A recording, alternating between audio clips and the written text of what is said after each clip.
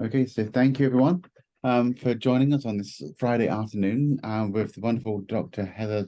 Is it Seitz or Seitz? It's sites. Seitz. So Heather is a leading educator and researcher, and she's the director of the NSF AskBio network. That's basically where it's helping instructors to write better, higher levels and selected response questions. What Heather's really doing and AskBio, they've developed and offered workshops that have helped and train instructors nationwide, and helped create this health sciences concept inventory, or the MHSI, to assess expert thinking microbiology classrooms. And basically, you're continuing to innovate and publish education research, and keep on going with some impactful professional development opportunities for learners and educators at all stages. I'm excited to kind of hear from you and learn about what you've been doing and see what I can apply to myself. So thanks for joining us. Yeah, thank you for having me. I want to say, and I'll say this at the end, but I want to say that I'm here representing a network of amazing people. So while Carlos says in the chat, that AskBio is fantastic, it's partly fantastic because of people like Carlos, who are facilitators and our network members. There's a lot of familiar faces here today that help make AskBio great. And so I am sort of the person sort of leading the charge as far as organizing all the workshops, but there is an entire team of folks doing the work that makes AskBio possible. So I want to acknowledge that right at the beginning, and hopefully I'll do my job to acknowledge that as we go through as well. So the AskBio network really was created to address a mismatch between what biology faculty state are course goals and assessment items used, and help provide opportunities that help faculty come together and really work on professional development focused on test writing. So there's a lot of professional development out there about active learning strategies, utilizing case studies. How do we bring data into the classroom? How do we bring quantitative skills into the classroom? So there's lots of fantastic professional development that we hear about in networks like NIST. There's very little actually done to help faculty spend the time together in that kind of professional development community around writing test questions. And so that's where AskBio showed up to sort of make that possible. So we invite faculty and we create community to support the writing and the improvement of our assessment items. Our goal, of course, is to make sure that those in life sciences in particular, right, are helping align their assessment items with the recommendations found in Vision and Change. And we really want to focus in on writing those higher cognitive level. And we saw that a little bit in the chat around those higher Bloom's level questions are the trickier ones or the harder ones to get right, to make sure that they're aligned, to help make sure that students are prepared for them. And so we really focus on that high level of cognitive challenge because those are the ones that we know are harder to create from the faculty perspective. So like I said, we are part of a huge network. We have a steering committee that you can see members of here. So Rebecca Orr, Michael Rodriguez, Jenny McFarland, Jeff Shinsky, Sarah Brunell, they are all part of our team. It's a fantastic team, in addition to a number of facilitators like Carlos and Rebecca Orr, and a lot of people that have contributed and attended our networks. We pull from our workshop participants to become facilitators to help sort of grow our network.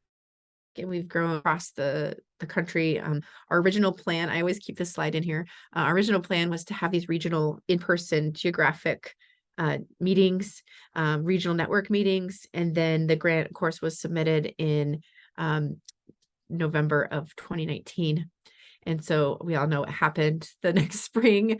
And so we basically got COVID kiboshed our plan to have these in-person meetings, but that has actually turned out to be an asset for us because we now have our workshops via Zoom, which has increased our ability to have workshops and provide opportunity for people all across the country. So we are a network of people that really like to think about and geek out about assessment items. And there, I'll share with you at the end some opportunities to get involved and perhaps spend some time with us in one of our workshops. So what I want to talk about to begin with are just some of our revising and improving test items language. So we have what we call the item writing checklist. So we're going to talk a little bit, I'm going to spend a little bit of time to talk about what are the things that we look at when we think about test writing or writing an assessment item. And then I'll give you guys a chance to sort of reflect on, is our list comprehensive? What are some of the other challenges that you guys face? And then I'm hoping to spend actually the majority of our time today focusing on one particular area of assessment item improvement, and that is on accessibility and inclusivity.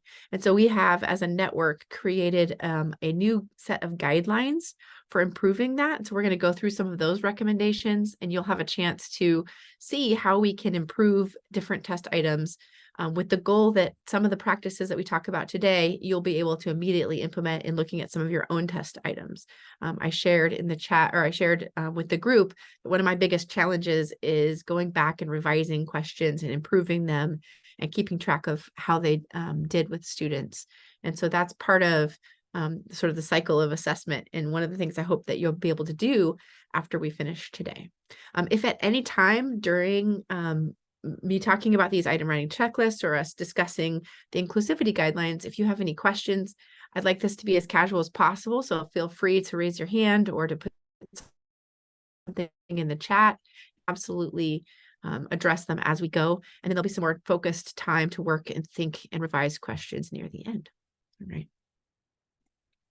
So our item writing checklist was developed by a team at Howard Hughes Medical Institute that is composed of some experts in higher education assessment, as well as professional development expertise. So we had a fantastic team that helped develop this tool for us that we use in our workshops. The item writing checklist that we're going to be presenting, I can certainly share a copy of that. I don't know if you guys have a place to share documents. I don't know if I can put it, I can try to put it in the chat here, or I can give you guys a link to a Google file of it. So you have this in a written document as well. But this particular item writing checklist is one that we use in our workshop to really help us look at our questions from a number of different perspectives. And those perspectives are written here. So we want to, of course, pay attention to things like content concerns, formatting that might help students do a better job of approaching the question, things about the STEM, and of course, things about the distractors or the options of a question. The goal being that we want to remove obstacles that prevent students that know this material from getting the item right. So if they know the material, you want them to get the question right. And one of the things that we think about a lot in this process is the cognitive load of our students, and how do we reduce that while still maintaining, the alignment with our learning objectives. The other thing we want to pay attention to are our students these days are very, very good at navigating tests, and they know all the test taking strategies, right? So we want to remove any clues that might help somebody that's not prepared or does not understand this content from being able to get the item right as well. So both things are important as we look to improve our assessments. So some of the things in content concerns, right? So we want to make sure that we are thinking about a single aspect of the content. Sometimes we want to ask a question that includes like half the things we studied in that unit, right? But that, of course, is going to be a very high cognitive load for the student to unpack all of those different content items, as well as cognitive tasks. So it's okay to keep your items simple with one aspect of the content and one cognitive task that they have to do to be able to answer that question. When we use new material and context to elicit higher order cognitive skills. So if we've practiced something with one example, I'm a microbiology professor most of the time. That's the class I teach the most. And so I love to use Bonnie Bassler's jellyfish example when I talk about quorum sensing, right? So the second item here is talking about, maybe I use a different system, a different model that students have to understand about quorum sensing instead of that jellyfish model that perhaps I used in class. The third here about content is sort of keeping the content of items independent of one another, so that if they don't answer question 2 right, they shouldn't automatically not get question 3 right, for example, right? So keeping them independent. And then the test important content. So we oftentimes want to just make sure every vocabulary word is represented, every single figure that we talked about in class has some sort of question, or every detail that they might have wanted to learn about. But we know that obviously is very difficult for students. Students already have a hard time prioritizing what are the major concepts in our discipline. And so it's always helpful to look back and say, okay, if, again, my microbiology example, if I wake up from surgery and one of my students is my nurse, what do I really want them to have known about this content, right? And so thinking about the important content, the important concepts that we really want to make sure that they have, and perhaps avoiding really specific, detailed vocabulary definitions, for example, or detailed, nuanced, specific examples that maybe aren't as relevant to the bigger picture. And then one that sometimes is hard is avoiding opinions or trick items. So again, throwing in things that maybe are funny or not necessarily related to the content can add to the cognitive load of a question without actually contributing to the content. I see Karen in the chat says, is it ever okay to combine things? For example, if they have practiced combining and comparing elements. Karen, do you want to say a little more about that? Like an example of like combining two concepts? Well, it's definitely a harder question, but we're doing mitosis and meiosis now. And there's comparisons that they make between them. And so they've practiced that, but they are I think in one of my learning objectives, I explicitly said be able to compare, but it's definitely up there in the, I could do it really picky and be comparing details versus being the big picture comparison. Yeah. So maybe what I'm hearing you say from the other items is the big picture comparison, maybe fair game if they practiced, but not picky details. Right. And I think it depends a lot on the level of your course, right? If you are a 300, 400 level, graduate level genetics course, maybe those picky details are really actually important at that point. If you're a 100 level intro to bio instructor, maybe the bigger picture might be more important. So I think it also really matters on the context of your course, the level of your course, where you're at in the semester even can make a difference on whether that makes sense for your students or not. But I think the idea being that give yourself permission to just ask one of those questions and not combine them to begin with. Yeah. All right. So in thinking about formatting, these can oftentimes help reduce cognitive load. Formatting issues, if things aren't where it's easy for students to see, or if the language isn't proofread or edited, that little typo that we have that we think, oh, I just misspelled that wrong. Student might spend an enormous amount of time trying to understand whether that typo is something that they should have known but don't know, or is that meant to be there or not meant to be there, right? Making sure that items are formatted so that they're easy to read on the page. That's where the vertical instead of horizontal comes from. So like A, B, C, D versus just up and down. And keeping the language complexity of items at an appropriate level. And we'll talk a little bit about this when we get to our inclusivity checklist. But this is the idea of sort of jargon, right? There are times when particular terms are really important in our course. And particularly, again, that advanced level, it's really important that they know the nuanced vocabulary that's key for our discipline. But there are also times when that jargon maybe isn't necessary. If they understand the underlying concept, but don't know that exact vocabulary term, right? Is that okay? And so it's important to kind of check in and say, do I have to use this kind of language, this complexity of language, if I really want to understand whether they know this piece of content or this concept? And then as much as possible, minimizing the amount of reading. And again, that's just around cognitive load. I love to set up really elaborate scenarios, right? Cases where like, so imagine this, right? These two students are on this island and they are encountering this, right? But imagine that takes a lot of time to read, and students are feeling a lot of anxiety usually on our assessments. And so we want to make sure that they have plenty of time to really process the content and the things that we're asking. Okay, when we consider the STEM, we want to make sure that the STEM is a complete question or a phrase, and that it can actually be completed by the options if that's the way that the STEM is written, so that they go together grammatically, they go together, make sense as a full sentence, for example. If you are repeating, and we'll see this again in the options or the distractors, but if we're repeating the same option again and again, that's a good candidate for something that can be removed from the options and put into the STEM, right? So try again to remove repetitive language that the students have to process. always try to word the STEM positively. So I think and I'll use all of my bad examples as we go through today, just to show that I do a lot of the things, I used to do a lot of the things that we are saying not to do, but which of the following is not an example of pleiotropy, right? Or which of these is false, or which of these is not true. So again, trying to remove the not part and getting them to not have to go sort of backwards from what they think is true, and then which one of these is not true. Keeping the STEM worded positively can be very helpful and reduce cognitive load. And then, like I mentioned, all those repetitions in the options can oftentimes be part of the STEM and make it a little simpler to read and navigate. All right, so thinking about options, and this one, when we think about the writing, if we're thinking about a multiple choice question, for example, we're talking about the, A, B, C, D, or the distractors or the attractors. One of the things that I was always thought of as, my experiences from being taught, as well as the early days of teaching when I was sort of trying to be the teacher that my mentor had, the way that they were taught.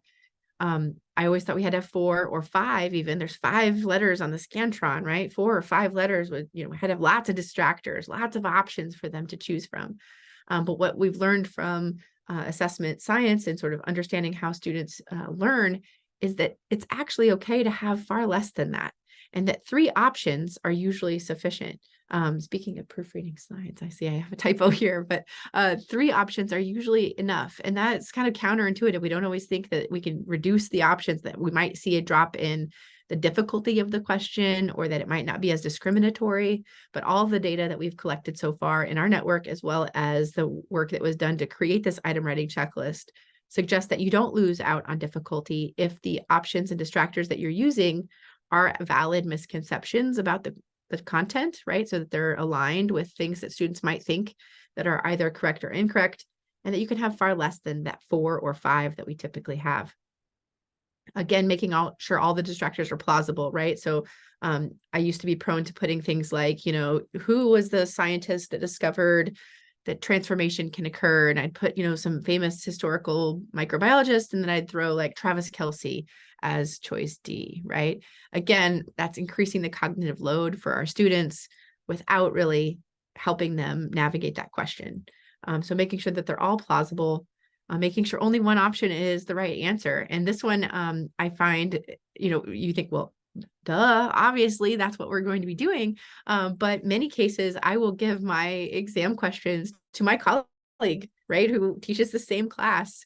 And she'll be like, well, what's the right answer for that one? And I'm like, well, obviously it's B. She's like, but did you know that C could maybe also be correct, right? So peer review and having somebody else kind of look through your questions, it can be a very daunting and worrisome task, but it also can be incredibly valuable for finding things that you think in your head are super clear, but maybe are not as clear as you might think. And then placing options in logical order. So if you have something that's, like, how many chromosomes does this organism have? Put them in 1, 2, 3, 4 order, right? Don't put like 4, 1, 3, 2, right? That's just adding a level of cognition that's not necessary. If the choices are alphabetical, put them in alphabetical order. And then, of course, varying the location of the correct answer evenly across the options, mostly because that can cause anxiety. If for some reason you ended up, and Canvas did this to me one time, where it made all of my right answers A in Canvas for some reason, because it just did during COVID. And my students had they were like, it can't all be A. That can't be right. That she must be trying to trick me. There must be some trick to this, right? How can they all be A? And so varying the location actually reduces the anxiety that we see for our students. All right. So writing the options. So many times, so thanks, Clark, for that comment. Yeah, plausible, but yet wrong, right? Yeah. So writing the options, avoiding using the options, none of the above, all of the above, or I don't know. So sometimes, we want to try to increase the complexity by giving some multiple different option choices. But more often than not, it's the all of the above, right? That it tends to be correct for those. So those aren't always helpful in understanding what the misconceptions students may be having are, and so they don't give us as much data as they cause cognitive load issues. We talked about using positive language and avoiding the word not, and then clues, right? So this is where those test taking strategies that our students are really good at from their standardized test training, keeping the length of the options about equal. Students will tell you the longest option is right? Being cautious about using words like always, never, completely, or absolutely. Looking at words that look very similar, right? Options that are identical to or resemble words in the stem. Looking at pairs or triplets of options that clue the test taker to the correct answer choice. So if 3 of them are, worded similarly, right? And that the 4th one is different, that sometimes is a clue for students. And then blatantly absurd, ridiculous, or humorous options, right? And keeping things homogeneous in content and grammatical structure, really helping them kind of go smoothly through their reading and their journey. One things that we see a lot too as we collect questions and as part of another project is that we oftentimes will write things like, in class, we discussed this particular topic, answer this question about this related topic, right? So we'll reference a specific thing that we said or a specific moment in our class, or we use some very specific language that clues a student in, and we might be thinking it's going to clue them into what we were doing in class that day, which is going to help them remember that. But we have to be mindful that students who maybe didn't understand the content that day, or maybe they had to be absent that day due to illness, they may not catch those references to what we did in class. And that might cause some extra anxiety or some extra cognitive load, thinking that instead of understanding what the content is asking, you're really asking what happened that one particular day in class, right? So we want to be careful and cautious about that. All right, so that was a lot of item writing checklist information. One thing I want to do now is sort of pause and think about let me pause that for a second. What are some additional tips, other things that you are careful about when you're writing your assessment items? Or what is a strategy that you maybe heard just now that you haven't used before, or that you might want to incorporate into your assessment? So I'm going to pause and give us just a moment to kind of think about what we just heard, and what was surprising is another way to think about that. And you can add those to the chat as we go, but I'll also ask for some reflection at the end of our 2 minutes.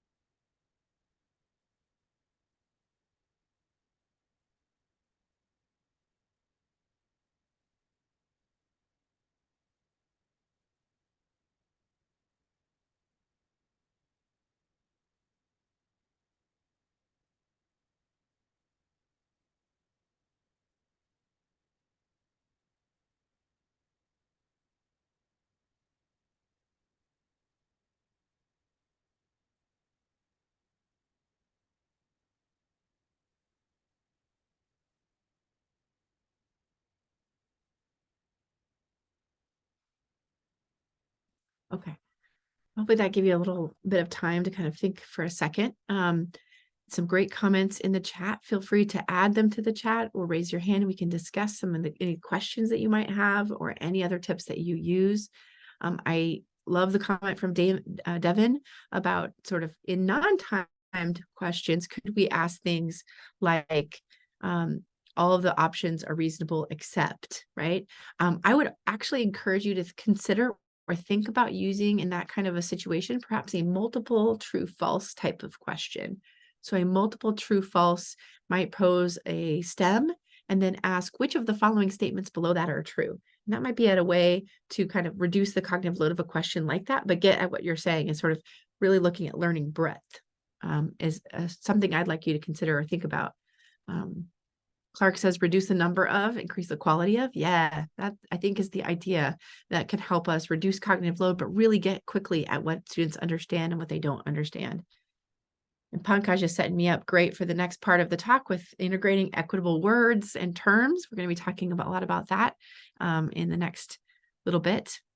Yeah, Aaron, for me too, the distractors not having to be 4 or 5, that would kind of blew my mind. And I find a lot of benefit to students when I use just 3. If there's 3 important things that they could consider that the right answer might be, why not just use 3? I don't have to make up a 4th or 5th, right?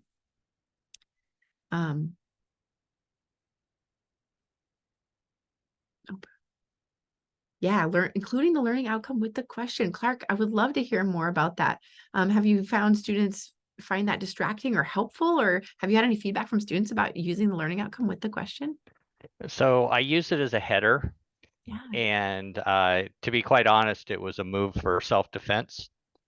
Ever since I started doing that, I have never had a single student say that was an unfair question. I love that. And it also makes them pay attention because they realize I'm serious. A learning outcome is going to be demonstrated on the exam. And so, yeah, I found it very helpful, and it's quite simple to do. Yeah. Very cool. I used to put just for like you said, for self-defense or like for my own purposes, I would put like the learning objective number. So it would say like in gray, like 2-1 or 2-5. But I love the idea of actually including the text as well. Karen, yeah. Yes, I missed that detail that it was the whole text. I use the number, but my students get to retake exams, new versions, and they have to qualify by annotating why each answer is wrong and doing some reflection. And I don't want them to be trying to figure out where it is at that point. So it links back to the objective and the resources for the objective. And that's they like that. Yeah, very cool. Yeah, Caroline, letting somebody look at your test, I mean, I'm always crunched for time, it feels like, but it can be a really valuable time, right? We go to lunch, we switch tests, we eat, we read test questions for each other. And then we're like, what the heck were you thinking? This question's terrible. And I'm like, yeah, it is, turns out. So getting that feedback, if you have a colleague you can trust and get feedback from, is incredibly valuable. Yeah. Oh, so Karen, your comment is for questions that are harder, having them tell you why the answer is correct. Yeah. Actually, the question is kind of because, the answers are, this is right because of this. This works like that, so it actually has the reasoning within the question, and either the fact or the reasoning can be wrong, but I try not to mix those two in one question.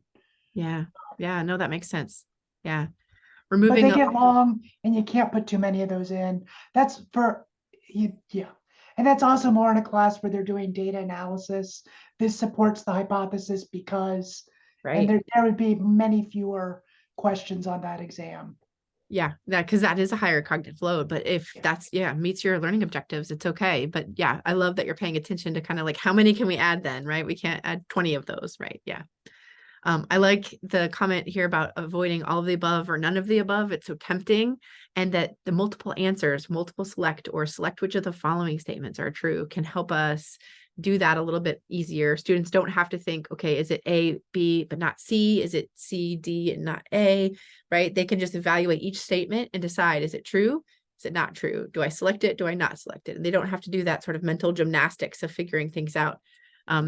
One of the issues that I see and hear about from my students who are predominantly pre-nursing students is that there are still sometimes entrance exams or standardized tests that use that. So the NCLEX with the nursing exam is one of those, where the questions on that test will say things like, here's the STEM, here are the answer choices, and then below the answer choices are A, B, and D, or C and E, or C, D, but not B, right? So they still, unfortunately, in some cases, very particular cases, have to learn how to navigate questions like that. But as much as we can avoid that in our tests, which we know better, we can do better. I try to do that. Yeah, reducing the number of sentences, that's great. Caroline, I love that. Worrying about accidentally reinforcing a misconception when we put it as a distractor and they think that looks right. And then they answer it. They're like, are we validating their misconception? Are we making it worse for them? And yeah, understand. But then we just have to unpack our tests sometimes with our students and go back through. Yeah.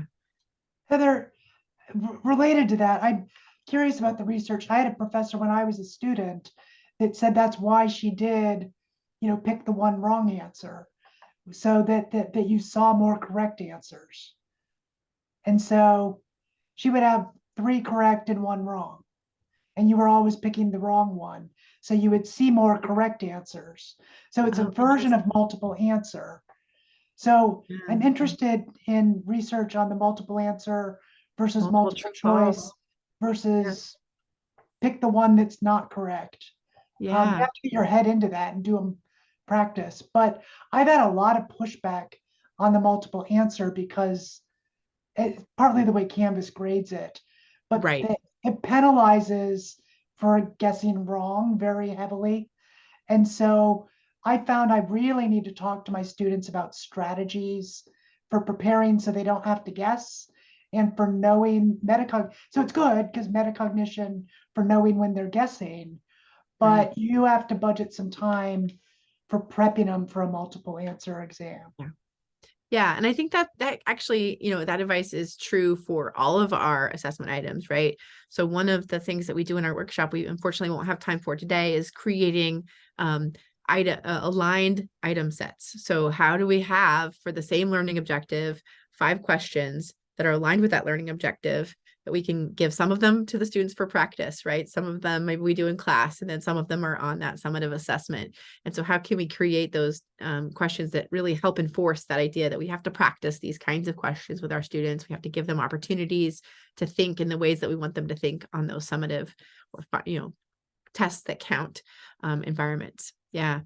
Heather mentions a great point here in the chat, that try not to put the hardest questions at the end. Sometimes I always try to put an easy question at the beginning, but it's really actually a good idea for their cognitive load to mix up the difficulty of the questions. If all the very high cognitive load questions are at the end, students are going to be exhausted by the time they get there, right? And so how can we keep the content from bouncing back and forth, but also kind of align the test so that they don't have all the hard stuff at the end? And that sometimes is a difficult task to do as you organize your questions. But I think it brings up a great point about the order of our questions can be really impactful for our students. I see Erin has a hand. Go ahead, Erin. Hey, that just reminded me of something. My students usually request that questions are covered in chronological order, like chapter 1, then chapter 2. Have you studied that, like the order of content? The research that I have been available that I've seen and has been available to me suggests that keeping the content together so that you're not bouncing from, chapter 4 and then a chapter 1 question and then a chapter 6 question, right? Mm-hmm. That if you group them together, it does actually help students once they're in that, okay, this is the content that I studied, this is the content that we talked about, and all the questions for that content are together, that does reduce cognitive load without any decrease in difficulty or discrimination. I don't know that it necessarily has to go 1, 2, 3, 4, 5, but if it doesn't matter, right? I mean, I think the other thing you want to do is, again, put the higher cognitive tasks spread out evenly through that. Right. So if you have a higher order question for chapter 1, make sure you put it right there with chapter 1 stuff. Don't put all the higher order questions at the end. I think would be the best advice that I know about for reducing cognitive load. Does that make sense? Yeah. All right. Thank you guys for participating in that reflection. I think that's helpful. And I love to hear your thoughts and advice or other things that you guys have done. Or if you have any questions as we go, please continue to ask them. All right.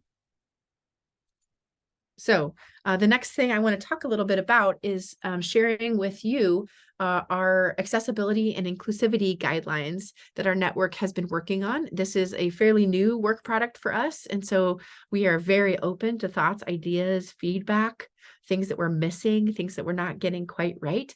But also, we also want to know how helpful and if it makes sense to you, if it's something that you could put into practice pretty easily.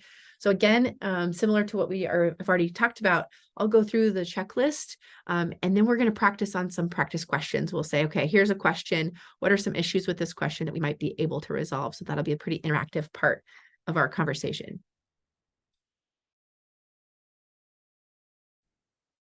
So obviously we want to measure learning in a way that's not influenced by any external factors that can influence performance, right? We want to know what students understand. We don't want to know what they understand based on their ethnicity, their gender, their cultural stereotypes, their feelings of belonging in our classroom, right? We really want to try to get at just what their content understanding is. So throughout this process, we're really focused and working on how can we identify and remove the biased use of ethnicity, gender, cultural stereotypes, right? We want to reduce the impact of assumed experiences and knowledge, and we'll show some examples of what we mean by that. And then take into account the unique learning needs and potentially disabilities of a diverse student population, right? So if we can make our questions more accessible for students that maybe do have some challenges, we're going to make them more accessible for all of our students, right? So this is good practice no matter what students show up in our classroom. So a couple of big ideas here, right? So we're going to use concise, relevant, and approachable language. We're going to swap out words that are directly exclusionary. Some examples of words that we mean by that are things like normal, abnormal, or mutant when talking about a person, or crazy, right? We're going to be careful about referencing experiences that may not be shared. And I'll show you, like I said, a couple examples. We want to avoid the unintentional conflation of gender, sex, LGBTQIA identities, right? So we're not just assuming that they're all the same thing, but really making sure we're very specific when we're talking about those issues. And we want to avoid presenting individuals in stereotypical ways and inducing potentially stereotype threat. And then, of course, those accessibility issues are the questions and the ways in which we're asking questions. Are they accessible by a screen reader, right? Are they reliant on color vision that may be difficult for some students to elucidate? All right, so number one, that concise, relevant, and approachable language, right? So here we're talking a lot about that idea of sort of jargon and making sure that our reading load is lowered, which we talked about in our other one. Avoid question stems that are too long or involve too much reading. Avoid overly complex questions where students have to hold on to all the details to be able to answer the question at the end. And then, of course, reducing the amount of cognitive load for all students as we go. So reading takes variable amounts of time for different students. And so students that have slower reading speeds, they will automatically have a disadvantage on your assessments, right? So kind of thinking about what reading is absolutely essential to understand the question that you're asking that's related to your content and what is not necessary, right? That one, is oftentimes also covered in our item writing checklist. So we talked a little bit about jargon earlier. So language or examples that we think are approachable, but may not be as approachable as we think by our students. So some jargon terms that we have looked at, things like aliquot, right? I tend to use that word a lot. And sometimes students look at me like they nod their head like, I know what that means. And they don't know what that means, right? There's sometimes when they do know what that means, but unless that word is really necessary. And I'm putting a couple of references in the chat that talk a lot about this jargon issue. Allosteric or organelle, if that's not a specific thing that we're measuring about the content, those kinds of words might trip a student up when they do know the content and they just don't know what that specific word means. Being very cautious and careful about idioms, things like piece of cake, right? Under the weather or go down in flames, especially our English language learners, that can be a real challenge to understand how does that translate? How is that related to this piece of content, which typically it's not, right? And then references that are too specific. So we think about things like you know, when you're at the hockey game and the, you know, puck slams into the glass, how is that like this particular science phenomenon that we're studying, right? So assuming that everybody knows what a hockey game looks like or what that experience might be like. Yeah. And Stephen mentions, you know, so what's the line? And that again is very specific for your class about what jargon should you be including and what jargon should you leave out. If it is a term that is essential for that discipline, and again, you're in one of those advanced classes where those vocabulary words are key and really important, then absolutely that word that maybe we think of as jargon becomes really important to have students measure their understanding of. If you're an intro bio class, the end of an intro bio class, do they need to know the word aliquot? I would argue likely not, right? They don't need to know that to really understand fundamental concepts in my introductory class. And so just being thoughtful and pausing a little bit.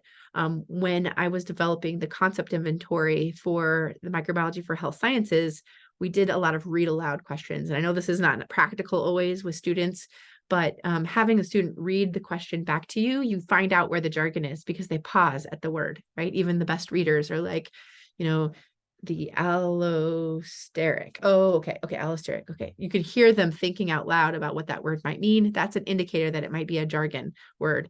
And then once you identify them, you have to then think about, is this a word that's really important for them to know for the concept and the content? Or is this a word that I know in my head as somebody that's in this discipline for so many years, and therefore I assume everybody should know what this word means, right? So it's just a prompt to kind of get us to think about that. Okay. So swapping out words that are directly exclusionary, right? So thinking about the words that we use and the way that we use them can be really important. So students live within juxtaposition of scientific language and everyday language. Sometimes those things mean very different. So when many of the words we use in science and medicine can be offensive or exclusive when viewed in this lens. So the words like normal and mutant are two different examples of that.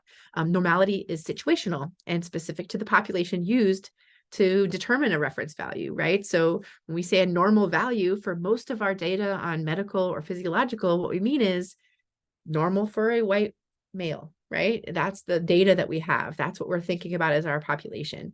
And so being cautious and careful when we use that word, what do we specifically mean? And is there a better way to do that?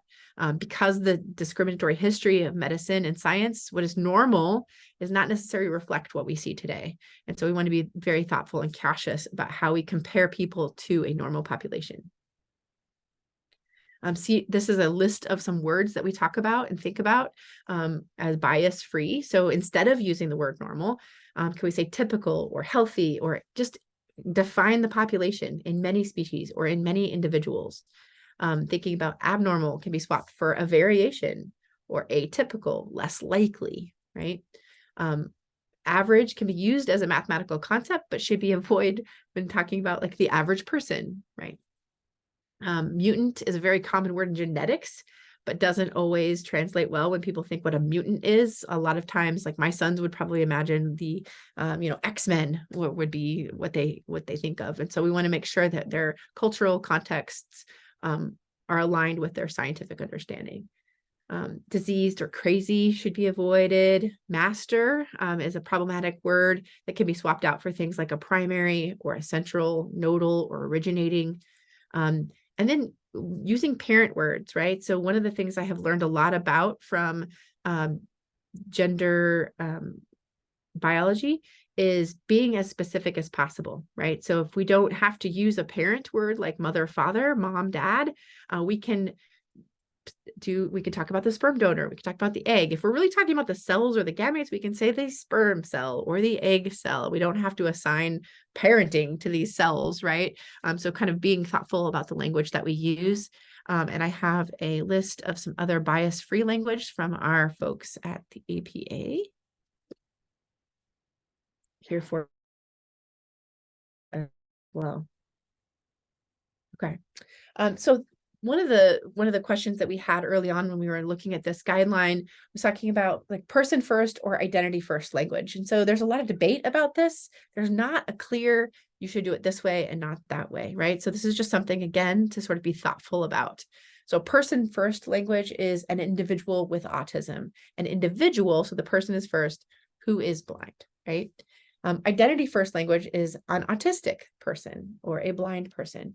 So either of those ways, they can be very situational. They can be very different when referring to a specific individual. They can indicate their preference, how they prefer to be referred to.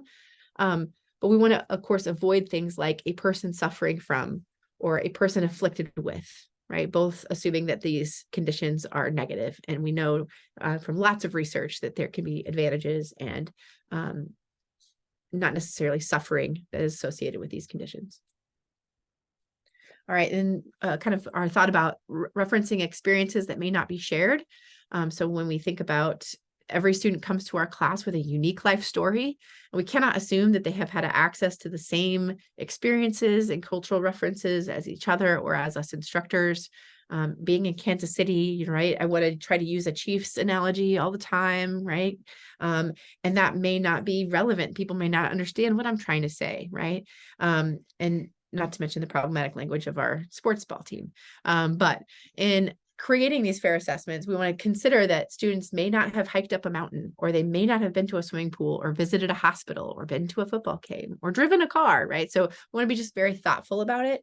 And if we can use that as that's the best analogy that we have, how can we provide enough context so that students that maybe haven't had that experience have a chance to understand what we mean, so we can reduce confusion and help students better relate to the content as we use oftentimes these come up with analogies when we talk about analogies. The unintentional conflation of gender, sex, and identities. I've got a reference for that here that can be very useful.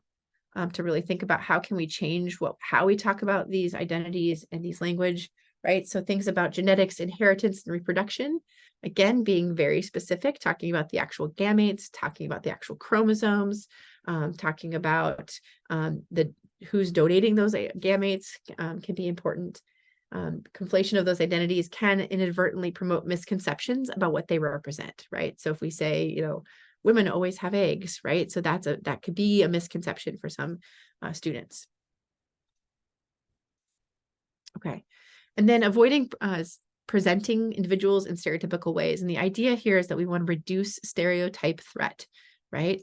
So there's a great book called Whistling Vivaldi that talks a lot about this issue and this avoiding stereotype threat. And I'm going to put this link in the chat for you guys, which has some information about that. But we know that a subconscious fear of affirming a negative stereotype can lead to underperformance. So students that feel like a scenario is showing their identities in a negative way, they're going to feel negative about their outcome on this test. So some examples of scenario-based questions where this might come into play is showing researchers or doctors who are white, heterosexual, able-bodied cis men, right? Or child caregivers are always women, that service workers are from minoritized backgrounds, right? This can be avoided by switching names, switching descriptions, mixing it up, making sure that the scenarios are more reflective of the diversity we see. Okay, and then accessibility. So making sure that our questions are easy to navigate by all kinds of different tools that students need to help them be successful in the class. So trying again to use that unambiguous words, use instead of utilize, avoiding conveying important information by color coding. So when you refer to something like the red bar on the graph, right? If a student has color issues, that may be a difficult thing to navigate for them. Defining abbreviations and acronyms when possible, providing meaningful labels and legends on graphs, figures, diagrams, making sure that all the images that you use have alt text, and then trying to avoid the use of italics or underlying for emphasis. And this one I did not know about, but screen readers struggle to show students that something is italicized or underlined. And if that's a really important point that you want to underline that, the screen reader may not be able to pick up on that. And I have one more great reference for you guys on accessibility. Yeah, I think bold tends to work better with screen readers. Karen, that's a great question. Okay. So we're going to then talk for a few more minutes about some examples. So this is where I want you guys to chime in. You can chime in through the chat. You can unmute and let's go through a couple examples of how this may play out in questions, right? So this is actually from a homeostasis concept inventory. So I'll let you look at the question.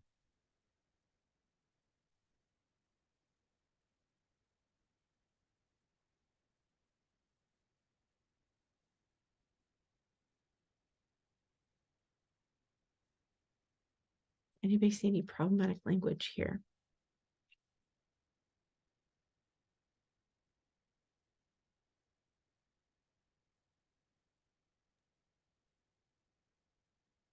Normal? Yeah. So thinking about that normal body temperature again of a healthy adult. So a way we can rework that is just say the human body temperature is typically about 37 degrees, right? Just kind of making sure that it's a little more specific about what we mean. Example 2.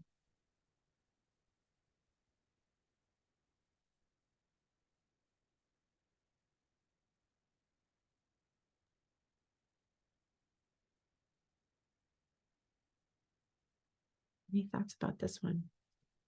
And belly flop is pretty specific to certain experiences. Yeah. And some people have never been in a pool. Yeah, they may not know at all what a pool is or a belly flop is, right? So one way that you could use this still in your teaching, but make it a little bit more inclusive, is explain with some pictures, right? So when somebody is doing this to water, when their belly is slapping up against the surface of the water and showing a picture of that, right? Explaining jumping into a swimming pool as shown above can cause a lot of pain when the person's body hits the calm surface of the water, right? This pain is the person experiences on their chest is caused by their skin breaking through surface tension, right? So kind of helping to explain some of these scenarios. If that's the scenario that you think is the best for really helping them understand, then provide the context that you assume that they have, right? Okay, let's do one more.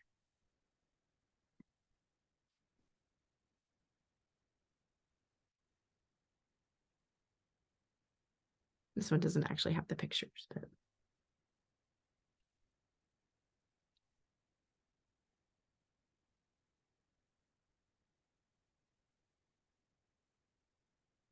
any thoughts about this one? It's just all bad with gender and gender identity. Yeah. Yeah. So we're assuming the men and women in this, likely this pedigree, this right tree or family tree, are married to one another, right? Given these sexes and genotypes, what proportion of their children are expected to be boys and girls, right? So thinking about what are we exactly saying? What kinds of gametes are we talking about here? What is the actual learning objective here? Just being thoughtful about it. A reworked example might look like this, right? So it shows the genotypes for some sperm cells and egg cells. Given these different sperm and egg combinations, what possible genotypes would we expect to result in the resulting embryos, right? That's a much more specific way of asking that question. It doesn't reduce the cognitive load. It doesn't reduce you're getting actually more closely to the content there. Yeah. Okay, so I'm going to pause there and give you guys a chance to ask any other specific questions. We're about out of time. So any other questions? We have, this is a very fast, quick-paced taste of what our workshops look like and what they do. We try to provide a lot of time for students, for faculty to work on their own questions and get some feedback and improve them. I want to just acknowledge that there's a ton of work to create some of our resources through our network, the help of the HHMI team, as well as the NSF. So with that, any questions, thoughts? You can find more information about our workshops here, and you can always email me, and I can tell you when the new ones. We're going to have a whole slate of them in the spring, and we will get those dates out soon. We're meeting with our facilitator soon. Yeah. No, thank you, and I really appreciate all the links you've been posting. I think that's going to be useful. Yeah, and it sounds like, Neil, that I can give you my slides and you can send them out, and these links are also all in those slides, so that should be helpful as well. That's perfect.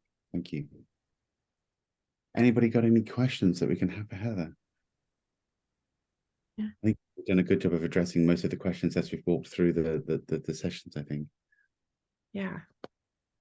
I mean, personally, so have you encountered, what's the hardest thing you've encountered as you've been trying to kind of integrate these kind of elements in your system? Is there the biggest sticking point?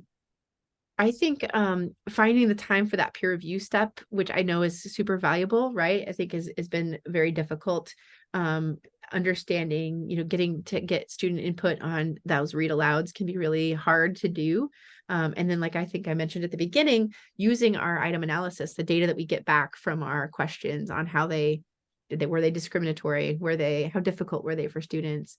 And being able to incorporate that feedback. And so the time we have in the workshops really allows us to just get into that and improve our own questions as we work, and builds in the peer review, which is nice. Yeah.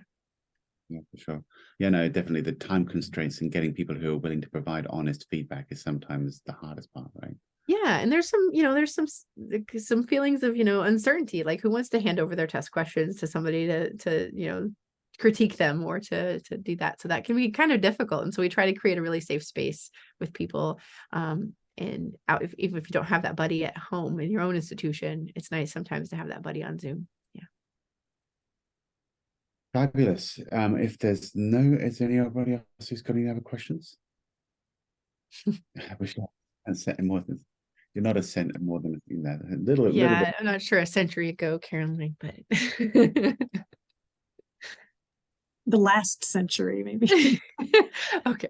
Yeah, somebody was like, I watched a video today. They were like, back in the 90s. I was like, oh, like about a century ago. I was like, oh, that's terrible. Yeah. Thank you all for your thoughts and your feedback and your questions. And hopefully we'll see you at an upcoming AskBio workshop. Indeed. Wonderful. Thank you everyone for attending, and thank you, Heather, again for coming and sharing your information in the AskBio network, and really looking forward to seeing how it all develops. Yeah. Thank you so much. Thank you. Okay, in that case, goodbye to you all. Have a wonderful rest of your day.